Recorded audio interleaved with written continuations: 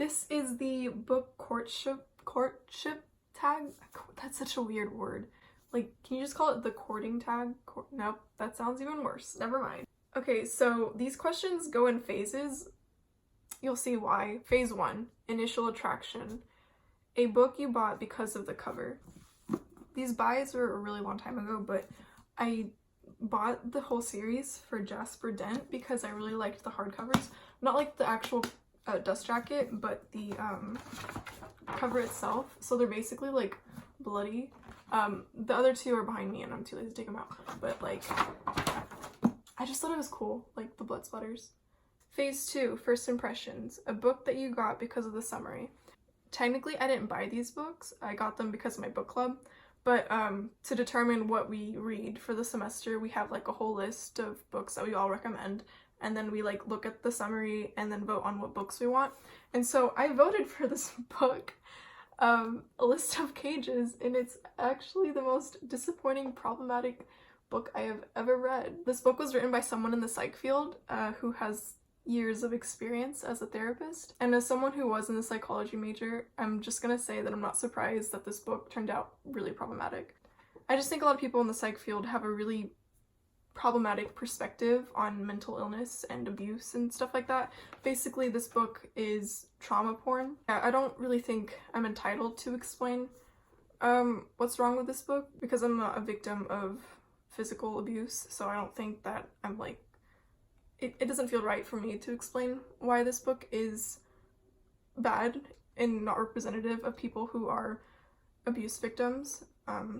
So, you know, like I said, if you want to know why I don't like this book, look up some article or a blog post about what trauma porn is and why that's problematic, and you'll figure out why this book is not very good. Phase 3, Sweet Talk. A book with great writing.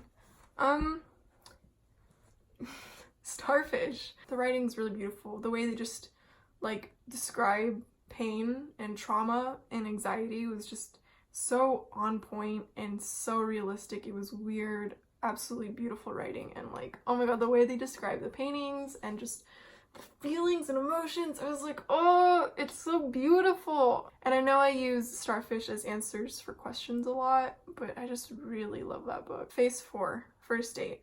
A book of a series which made you want to pursue the rest of the series. This Savage song was surprisingly better than I expected. I like saw it at a thrift store in Canada and like impulse bought it because like it's Victoria Schwab, so you know. I either really, really love their books or I really don't care about their books. Like there's only 2 reactions to Victoria's work, and this one surprisingly fell under I really, really care about it. And there's no romance. JK. There is, but it's like so forgettable. So like whenever I talk about this series, I'm like, there's no romance, and then I'm like, wait, there is, but like it's not a lot. So yeah. Phase 5, Late Night Phone Calls. A book that kept you up all night long. I don't really stay up late, like period. Like I sleep at 11:30 or at most midnight. So Starfish was probably the one that kept me up the latest. I think I stopped at 11:30. Phase 6, Always on My Mind. A book that you could not stop thinking about. Sometimes I think about this book. Eleanor Oliphant is completely fine. Okay, I've filmed myself trying to talk about Eleanor multiple times already, and I don't know how to word this. I really don't. But the reason why this book keeps me up at night is because people give it low ratings and people hate on the main character. And it's like, they miss the point of the book, and that just frustrates me. The way Eleanor thinks, the way Eleanor acts, it's obvious that Eleanor has difficulty processing her emotions and understanding other people's emotions and how to, you know, communicate with people. It's like people hate on her for these reasons, but like Eleanor Oliphant has like the best character development I have ever seen. You're introduced to her and you can tell that Eleanor obviously has like a problem communicating with people and being out in the world. Throughout the book, you know, Eleanor just gets love and builds friendships, and then she finally acknowledges her problems, and then she tries to get better, and like this book is so good, and I don't understand why people give it such a low rating. And miss the point of the whole story, and it's just, oh, it frustrates me. It's troubling to see that how people reacted to this book, because it's like, how do you react to people who are like that in real life? Phase 7, Getting Physical. A book in which you love the way it feels. Racing the Sun by my friend Jasmine. I love the way it feels. It's like velvety. Same with If I Was Your Girl, like the texture. Another one where I really like the feeling of the cover is some of Rick Riordan's books, which is weird because it's only some of them. I don't know if it's because like I have different editions of each book or something, but like some of the covers for the hardbacks, like they have a like velvety texture. Velvet is not the right word, but I don't know how else to say it. Phase 8, Meeting the Parents. A book in which you would recommend to your friends and family.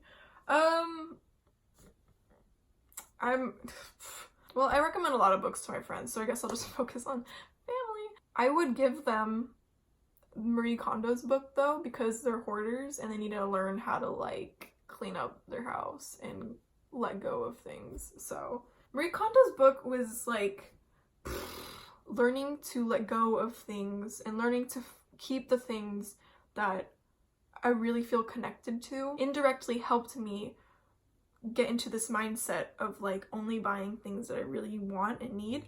It's changed my perspective on life and I don't know how to explain it. Phase 9, Thinking About the Future. A book or series you know you'll reread many times in the future. Okay, just like take a moment to think about what book I'm gonna say and like see if you get it right. Okay, 1, 2, 3. Surprised? No, I'm not either. But also like I would reread Starfish, obviously. And phase 10, Share the Love. Tag someone. I only have 2 people to tag because I only have 2 friends on BookTube. So Laura and Rami, if you want to do this. Alright, that is the end of this video. I'm sorry it was really messy, but yeah.